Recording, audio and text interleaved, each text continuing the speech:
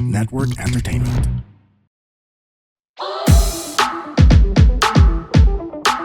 Hi girls and boys! Kami ang Lady Bosses! Mga sister let's CR tayo. Let's go! Yay! Welcome back, gang! Oo, kompleto It's nice to have tayo. you here again. Correct. Finally. Shit, na-miss ko kayo.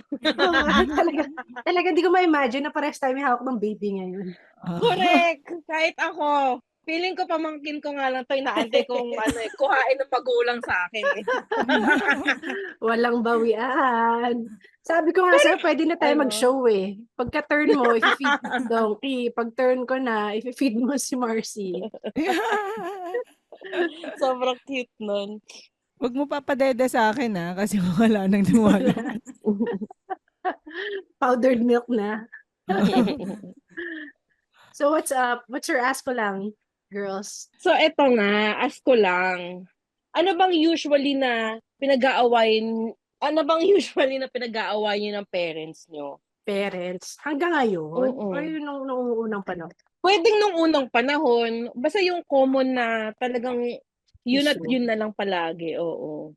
Ako mauna na ako. Ako ikaw noon, nagtanong siguro eh. siguro yung paggising ng umaga, pagpapasok sa school, yan palagi ang pinag-aawayan. Yun na yung common namin talaga. Dahil anong oras ang pasok? 7:00. So, kailangan 6:00 gising ka na. Tapos nagbe-breakfast ka pa? May time pa for breakfast? Kailangan, oo, dapat meron. So, alam mo yung gisingan portion sa umaga, talagang mag-aaway Yes. kayo ng nanay. Yes. Antok ka pa eh. Tsaka alam mo, dati parang hindi ko magets bakit ang init ng ulo ng parents kapag umaga. Pero ngayon, nagigets ko na kasi parang tangina mo, nagluluto ako dito. Naglalanta ko yung damit mo. Ang trabaho mo lang gumising. At saka imagine, Magawa. pagkagising natin, gising na sila. So, anong oras sila Oo, gumigising tama. para lang gawin lahat ng kailangan natin bago tayo gumising? Gusto mo ipamukhain. gusto mo sabihin lahat sa kanya. Parang ano eh. Ikaw, Ako ba? Sige, ako. Sige, Ako sige. ngayon, dahil matanda na nga sila mama, ako hindi ko na maalala yung yung mga dati. Pero yung ngayon, yung sa phone, pag tumatawag kasi yung nanay ko sa akin, hindi lang ako yung tatawag siya sa akin, pero may iba siyang kausap. Yung kring, tapos biglang, hello ma. Tapos biglang, bakit? Tapos nagsasalita siya. Tapos, Oo. ano sinasabi mo? Tapos may iba siyang kausap. Tapos, parang, teka lang, ano ba ang priority mo? Bakit ka tumawag muna? Parang gano'n eh. Tapos, Oo. tapos magsasalita lang siya. Hindi ko alam kung ako yung kausap na niya o yung isang taong kausap niya face to face. Alam mo yun, lagi siyang ganon, hindi niya maiwasan. Tapos parang, wag ka na nga lang, mag-text ka na nga lang kung importante, parang ganon. Tapos, bakit ba, nangangamusta nga Nangangamusta. ako, yung parang ganon. Kung mangangamusta ka, edi kamustahin mo lang ako. Focus. Focus. So, more of ikaw nagagalit sa kanya. Oo, ako yung nagagalit kasi parang at sa gitna ng kunwari kumakain ako ng lagi kasi siya hindi ko alam kung bakit lagi din siyang wrong timing tumawag. Like nasa CR ako or yung malapit na yung show, alam mo yon, yung pasakay na ako ng kotse, yung mga ganun nagkakataon, tapos biglang, syempre sasagutin ko, tapos hindi pala ako yung kausap niya. Yun lang, dun lang ako na, tapos nag-aaway na kami about it. You have to understand, kasi I'm senior. Yun na lang excuse nila lagi. No? Pero feeling ko, may, ang tawag doon, malakas sa loob mo magalit sa kanya dahil bunso ka. I don't know, for some reason, mas lumalaban yung mga bunso. Tama kay, di ba? Hindi, mabait ako.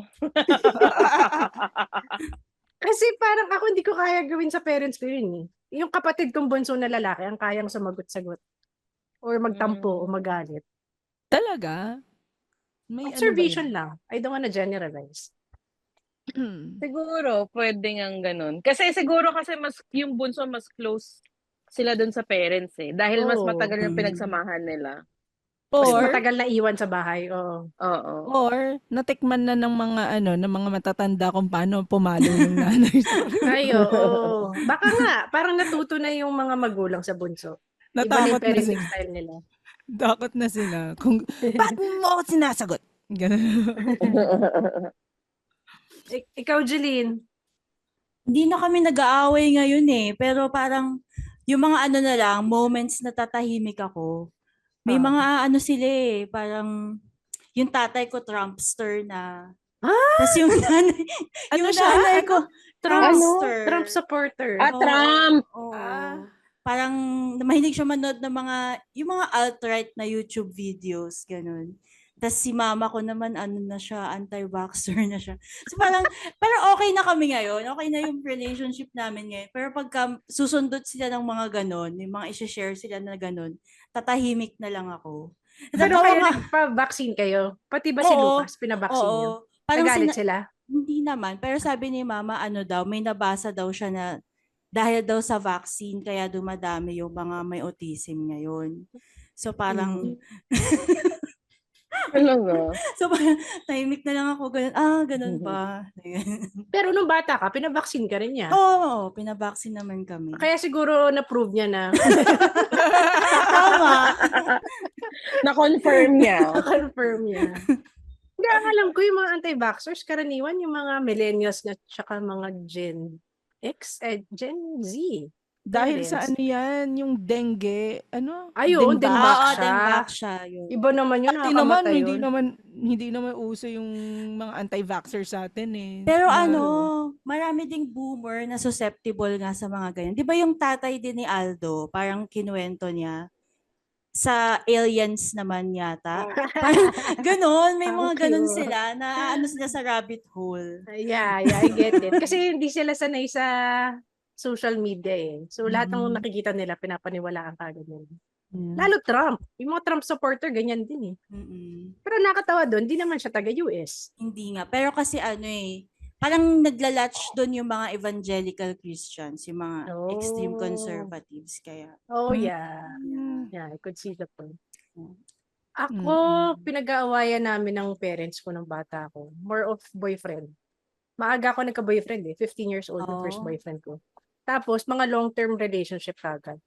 So, yung unang boyfriend ko, ayaw talaga nila. Parang 15 yata ako, 16, ganyan. Tapos, 4 years yun. Tutol talaga sila doon. Yung Oo, pangalawa, kasi medyo yung boto sila. mana, ikaw naman hindi. Wala kayong mamanahin eh. At stake. Hindi, although, well off naman din yung mga nagiging ex ko. I don't know lang, in terms of financial, hindi ko ma-compare. Pero, hindi naman sila yung tipong jologs na jologs. Tapos yung pangalawa, boto sila. Yung pangatlo, ayaw nila. Tapos si Arch, boto sila. So, more of yung mga exes about relationships, ayaw nila. Kasi nakukuha yung attention ko tsaka yung time ko away from them. Oo. Oh. Nako, speaking of. Oo, nako po. Si Meron ding Mudra. mother na hindi Mother. boto. Pero hindi ba Oo. fake account Oo yun? May Jeline, ikaw na Ayun kwento. na nga si mother. Alaban. Uy, Mother Lily, kakamatay lang. Rest in peace, Mother Lily. Oo nga. Already. Wala Pero nang ibang mano mother. po. Ibang mother ang pag-uusapan natin. Uy, pero ito, ayaw naman natin yung overshadow, syempre. Unahin natin congratulations kay Carlos Yulo. Oo, Yes. congrats. Yes. What's his second name again? Can you pronounce? Yulo. No, the Ay, second ano ba? name. Ano ba yung Adriel? Adriel. Carlos Edriel Yulo? Yulo. Yan Adriel. Congrats. Congrats. Nanalo siya ng second gold niya kahapon sa vault. Yeah. Galing. Pero ano yung dalawang condominium na ba yung bibigay ng Mega World? Hindi, mas malaki daw. Oo, upgrade in-upgrade lang nila. Wow, Upgrade congrats. nila. So, 3 bedrooms na daw. 3 bedroom sa McKinley Hill. Ba? Totaling 35 million pesos. Oh my gosh. Fully furnished? Fully Ah. furnished. Wow. Fully furnished nakalagay, oo. Tapos pagpasok niya yung nanay yan doon sa loob. Hindi pa, sabi ko nga, ang magandang gawin ng ibang brands, bigyan din ng pera at bahay yung nanay. Para ang gift nila kay Carlos, peace of mind. Oo, tama. Hindi na siya Oo. manghihingi. Diba? Oo. Uy, pero ito nga, si Mother daw, nagpa-interview kasi siya sa Bombo Radio. Nagpa-interview pa siya kahapon. Tapos, medyo binabash na rin kasi siya. Kasi yung huli niyang post sa account niya apparently is, parang kinakongratulate niya yung Japan. Oo. Kasi may event, di ba, na tinalo ng Japan. Nanalo yung Japan. Tapos, syempre, nagko-compete din si Carlos doon.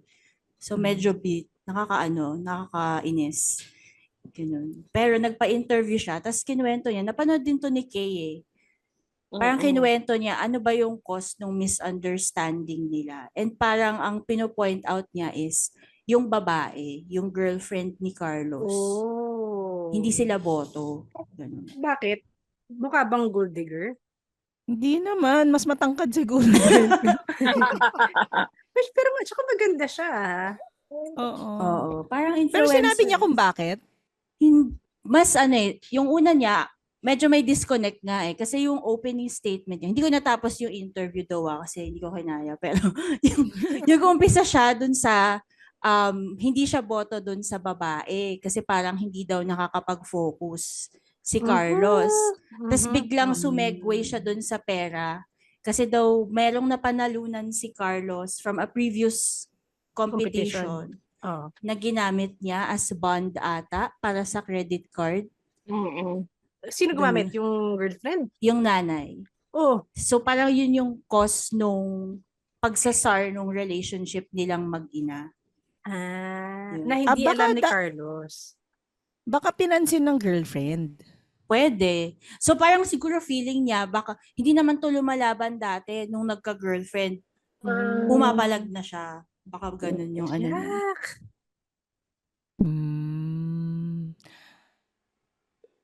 Sobrang nakaka-turn off yung nanay. Oo. Pera naman ni Carlos yun eh. Exactly.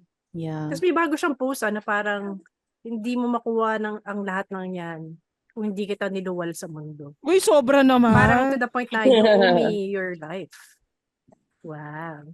Pero marami talagang parents na, lalo na sa mga lower class, na medyo ganun mag-isip. Parang maraming na siya shock, pero it's more common than we think. Fill in the blanks ito, Janine. Hindi, pero totoo nga, I could just imagine. Parang my favorite phrase for today. I could just imagine.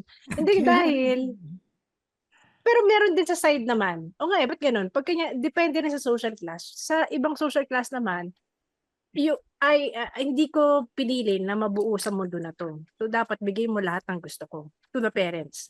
Diba? Oo. May Sa ganung side mayaman naman din. yun. Sabihin mo na kasi.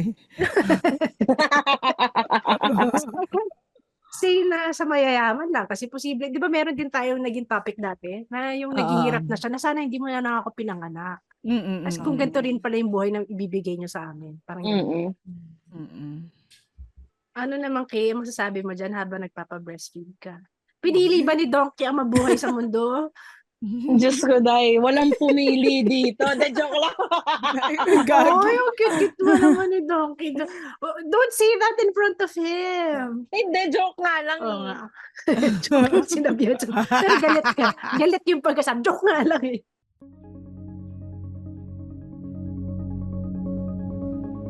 Hi, my name is RJ Ledesma. I wear many hats. I wish I had just as many heads. I'm a serial entrepreneur and I'm also an entrepreneur mentor.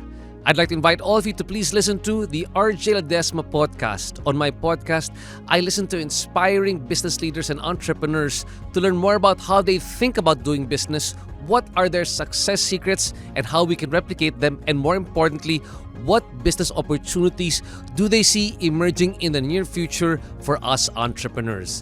Listen to the RJ Ledesma podcast.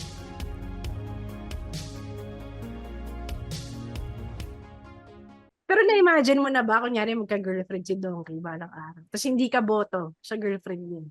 Naku, alam mo, iniisip ko pa nga lang na papasok siya sa school, naiiyak na ako eh. Ah. 'Di ba kasi nagpapasokan, 'di ba? Pasokan ng mga Mm. bata. So yung pamangkin ko dito, first day of school niya. So, tas ang aga. So, parang mga 5 AM magulo na dito sa bahay. Hala, Kasi unang-una, itong baby, siguro mga, mo yung wala siyang oras eh. So, palagi siyang gising, lalo kung madaling araw. So, pagka medyo may maingay, nagising na din siya. So, magulo na dito. So, minsan iniisip ko na totoo naman, ilang taon na lang din naman eh, 'di ba magna-nursery na 'yan, eh, papasok na. Tapos di mo na siya kasama at putya naiiyak ako Yeah. parang tanga. Wala pa nga Ay. isang buwan. Is that you, Kay? Hindi ko Oo ma-imagine nga. na ganyan kang nanay. Hormones. Yeah. Hindi, may ibang nanay na pagka-hormones after giving birth, hindi nila kaya masikmura yung being with the baby 24 hours a day. Oo. Alam mo Ba't sa ako yung totoo lang, nag-oo akala agad? ko Ikaw yun. ganyan. Pero siguro nandun ako sa point ngayon na na hindi ko siya ine-expect. Right. Tapos Mm. sobrang fulfilling lahat nung nangyayari. So natutuwa ako, parang gano'n. Mm. And then, tsaka mature ka na as a person, I guess. Being a mom at 31, Oo. Tsaka Mm. first time mo na nanay. So parang yung baby mo, feel na feel mo talagang sa'yo yan. Correct, totoo naman. Totoo Oo. 'yan. Tapos tawag dito, 'di ba siyempre ang dami ko ding pamangkinan inalagaan. Sabi ko nga sa sarili ko, iba pala talaga yung pagod ng hindi mo anak yung inaalagaan mo tsaka yung anak mo na mismo. Parang mo yun, pagod ka, pero palaging merong energy para sa kanya, alam mo yun? Mm. Yun. So kaya sana yung nanay ni Carlos naiisip niya rin yun. 'Di ba? Ilan For ba anak sure niya? meron din siyang ilan ba ang anak niya? 4 ata. Parang 4. Nakita ko nga sa post na parang binabati niya yung mga ibang anak niya. Mm. Pero Ay, si Carlos, hindi. Parang Pinaligtaan. Middle Sobra- child ba tong si Carlos? Parang Pero hindi niya kahit hindi naman middle child, bakit ipapalandakan mo sa mundo na alam mo yung I love kung paano siya magparinig para siyang kaaway na kamag-anak na Oo, yung no? ibang relative. Tita, Parang ganon. Oo, na parang tanga lang. Sobrang bitter niya. Oo. Tapos may bago siyang post. Hindi ko nga alam kung fake account ba yun. Or sa kanya talaga. Yung parang nagpaparinig na balato naman dyan. Yak! Humihingi na kasi nga dalawa na yung gold. Pagkatapos niya away-awayin. Gold digger na nanay. Kutsa, ano ba to nanay niya? Ano ba tong nanay niya? May bisyo? Tangina, 'di ba? Parang Baka nga, yung no? mga kasi 'di ba yung mga ganyan lang yung nakakagawa ng ganyan. Yung may mga bisyo lang na like sugarol, adik, baka nga, alam mo actually. yun? 'Di ba? Parang napaka-immature niya mag-comment. Napaka-immature niya mag-post. Parang papatulan mo yung anak mo. Ano yung mga situation ba na papatulan mo yung anak mo na ganun kababa? Ako hindi ko ma-imagine. Kahit anong issue, tatahimik na lang ako. Oo, kasi anak mo yan eh. Correct. Kasi Sa'yo kahit anong galing yan eh.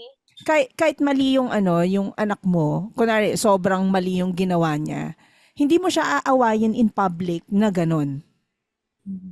Yeah, Na- tsaka stealing the, parang raining on his parade, na gold, 2 gold, biglang aagawan mo na attention. Oo. Tapos kahit gaano kasama yung ginawa ng anak mo sa'yo, tapos aawayin mo siya ng ganun, ikaw pa rin yung magiging masama eh. Kasi ikaw yung nanay. Ikaw yung mas matanda. Ikaw yung dapat yung mature. Parang ganun yung dating. Alam mo kung anong sasabihin niya pag nagkaharap sila ni Carlos, ang sasabihin pa niyan, alam mo anak, ginawa ko lahat yon kasi alam kong mamomotivate kang mag-gold. Visit. Oo. Siya pa rin eh. No? Visit. hindi wala yung yung motivation mo, yung drive mo kung hindi ako galit sa Parang what the hell? Hindi, pero ang sinasabi natin ni Kaloy ngayon, ang motivation niya yung girlfriend niya. Nakatulong pa yung girlfriend niya. Samantalang sinasabi ng mga tao, makakaagaw attention. Kasi Oo. actually, naano siya bago pa yung Olympics, parang na-disciplinary action siya. Nasabihan siya nung coach na nawawalan siya ng time Ng focus.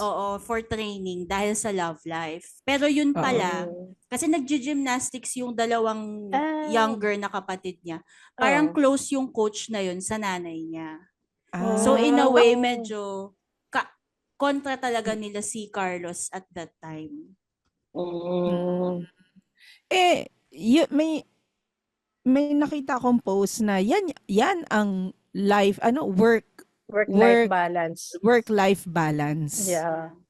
Na hindi lang puro practice, hindi lang puro love life. Kumbaga parang nung nanalo na siya ng gold, yun na yung nagpo-prove na, yun nga, work-life balance. Hindi mo makukuha lahat. Ang hindi niya nakuha, yung simpatya ng nanay niya. Ang pagkakaintindi ko naman, kaya siya pinagbawalan to have a girlfriend. Kasi kukuhanan siya ng lakas eh. Di ba? Dito pa yun sa mga athlete. Di ba? May kasabihan Sa na boxing, kang oo. magmomol a day Mm. before your competition.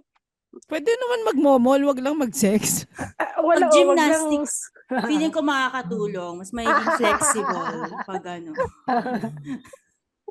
Feeling ko nagpa-practice sila nung jowa niya naman. Siya yung beam. Mas mahaba sa kanya eh. Siya yung beam. Tinatalon-talonan. Yun, ito, may tanong ako. Paano naman kung kunwari,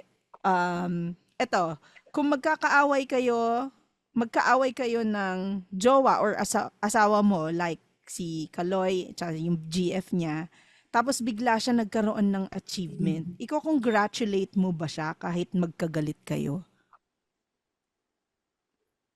Privately. Paano? Privately siguro. Mm-mm. Yung kayong dalawa na magkaaway, Oo. kunwari, yan, katulad si Kaloy tsaka yung girlfriend niya, kunwari lang ha, magkaaway sila during the Olympics. Tapos nanalo bigla si Kaloy. Kung ikaw yung girlfriend niya, magka-congratulate ka ba sa kanya kahit alam mong magkaaway kayo? Siyempre, putya, may mega world ka na condo. 3 bedrooms pa Tsaka yun. 10 Diyos ko. million, no? 10 million pesos. Correct. Oo. Pero ako, tinanong sa akin ni GB yan kanina kaya lumabas yung question niya yan. Sabi ko, siguro ako after na ng buong competition. Kasi ayokong masabihan ako na, nagsorry ka lang dahil sa pera eh. Nagsorry ka lang dahil sa Mega World. Alam mo yun, yung mga ganon. Baka ayoko kasi na nasasabihan ako about something tungkol sa pera. Oo.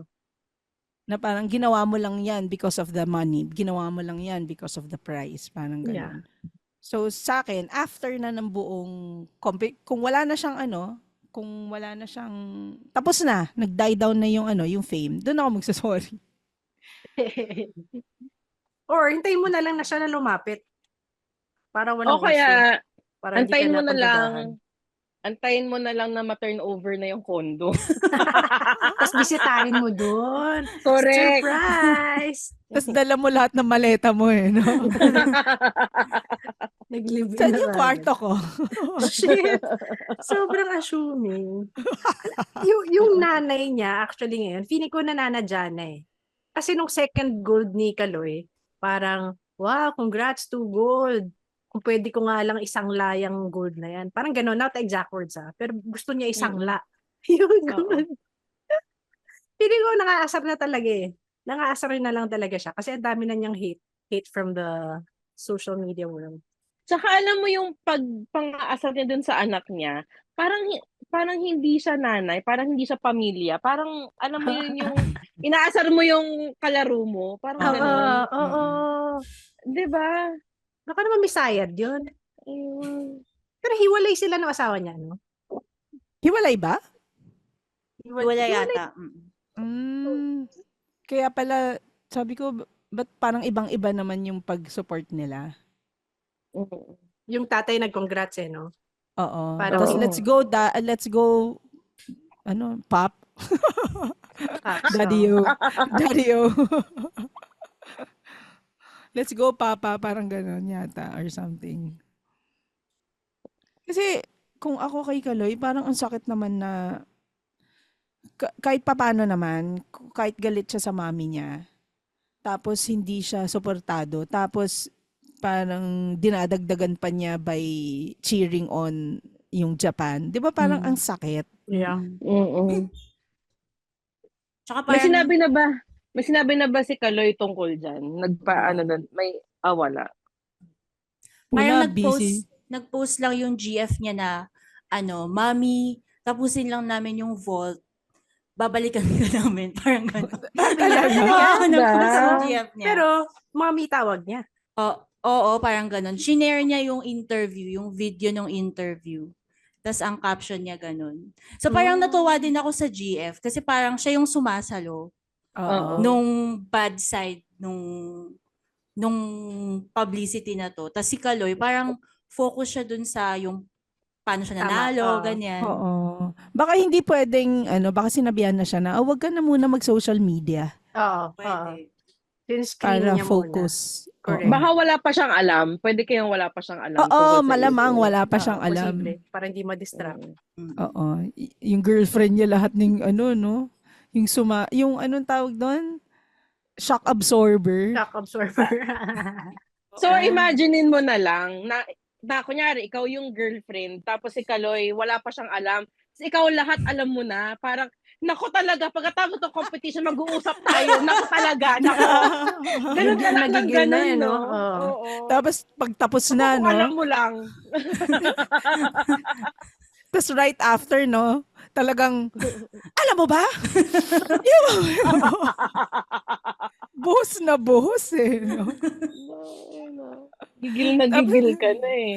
Pero Ala, teka lang, mag-picture muna tayo. So, yun, tapos tatalikod muna. Tatalikod muna siya. Ba't nga laging ganun yung post niya, no? Baka alam Pinapakita na yung niya puwet? yung, baka alam na Angle niya niya. yung angulo niya. Oo, Sa pwede. bagay, kasi kung biro mo kung side by side lang sila ni Kaloy, masyado siyang malaki tingnan. O, edi, Mm-mm. siya na lang nasa harapan. Si Kaloy na lang sana Oo. nasa harapan. Tapos siya yung mag-hug.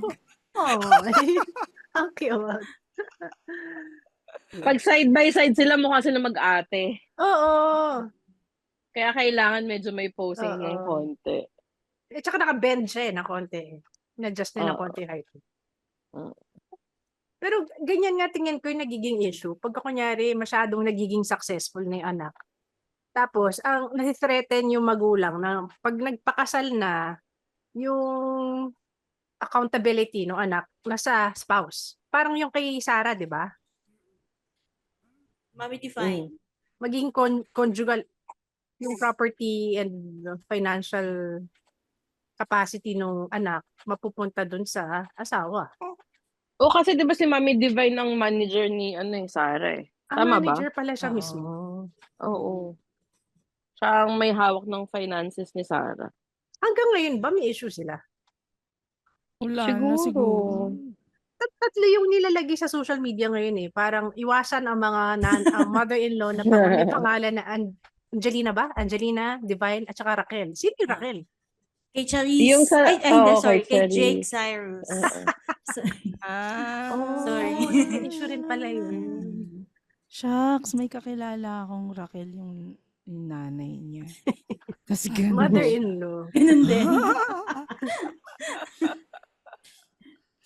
Yun pala yun. Nabasa ko din yun eh. Hindi ko gets yung. Akala ko random names lang na mga malditang mommies.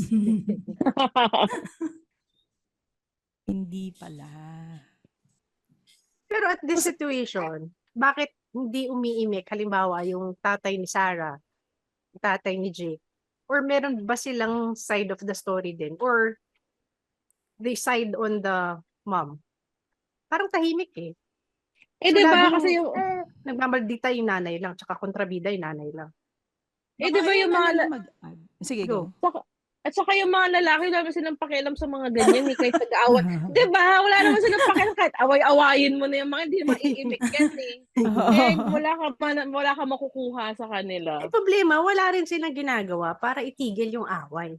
Oh. Di ba? Baka masyado pacify na man lang. Baka takot masyado din na sila. silang matanda na ano to? Anong sinasabi? Pakibasa nga yung nakalagay dito. Ay, baka takot niya. Parang kay Kay Annabel Rama, parang Mm. takot si Eddie. He just wants Eddie peace, Gutierrez. okay? Oo. Mm. Bahala na kayo mag-ina dyan.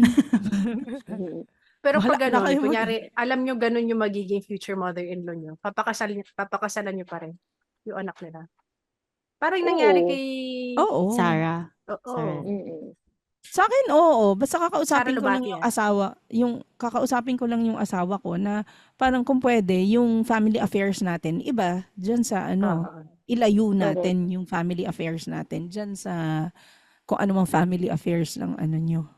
Hindi, pero paano kung ikaw yung issue nga ng nanay? Ikaw yung madalas nila pag-awayin. Depende na kung paano ako ipagtanggol ng asawa, ay yung magiging asawa ko. Yeah. Kasi siya naman talaga dapat gigitna sa lahat dyan eh. Mm. 'Di ba?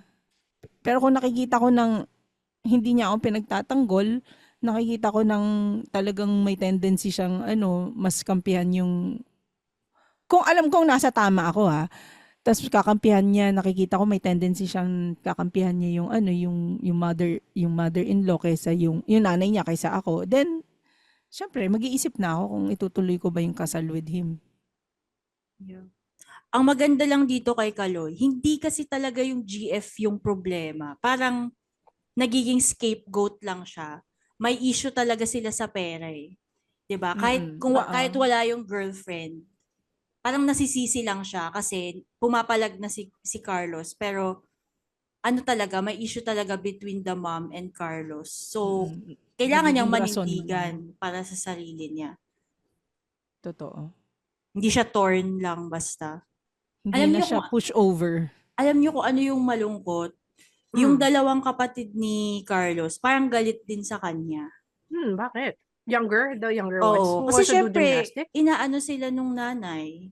Na-brainwash na. Ay. Tapos parang halimbawa pag sinishare, kasi syempre pag binabalita na, ito kapatid to ni Carlos Yulo, ganyan.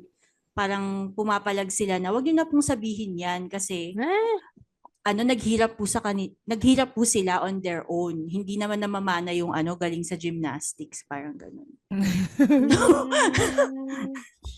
Patingin nga mag-tumbling yung nanay niya. Diba? Kung kaya Sobrang mag-tumbling. Pero somehow, yung build niya, made for gymnastic talaga. Or, I'm not Actually. sure baka naman di siya lumaki dahil sa kaka-gymnastics din. Pero alam mo, yun yung pinag-uusapan namin ni GB kagabi, yung build ng katawan niya, sakto lang talaga siya sa lahat ng ginagawa niya, sa gymnastics. Parang Kasi pansinin mo yung matatangkad, parang awkward umikot-ikot. Oo. Parang yung bagsak nila ang bigat. Oo. Si Simone Biles, 'di ba, maliit din siya. Tama, oo. Kaya dapat talaga nag-gymnastics ako. Pero yung boobs mo sobrang tatalbog. Aray ko. Ay, napanood niyo yung sumabit yung niya? Yung boobs? Hindi. Yung tite? Yung tite. Naiya ka pang sabihin, Jeline eh. Demure na ako ngayon. Demure na. Sumabit sa beam? Oo. Ouch! French daw yun. Tapos, ayun, malaki titi niya, yun lang. Uy, gago, andun si Mike sa likod mo.